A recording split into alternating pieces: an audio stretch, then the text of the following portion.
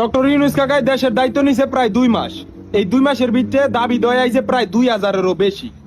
একটা মানুষ কি দেশের অবকাঠামো ঠিক করতে আইছে নাকি মানুষের দাবি পূরণ করতে আইছে, বেটা নিজেই কনফিউজ।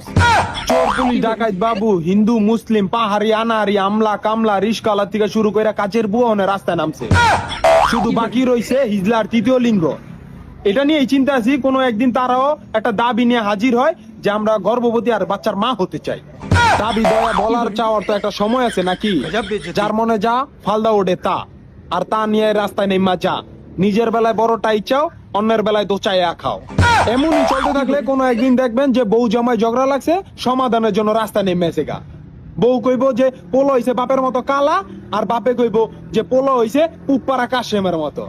এই সব নিয়ে রাস্তা নেমে যাবো গা। মালে আসেন মারলন, নাইলে আগে বাড়ায় তেল লন। এমন একটা দেশে থাকি, বিশ্বাস করেন আর না করেন, এই দেশে সব সম্ভব।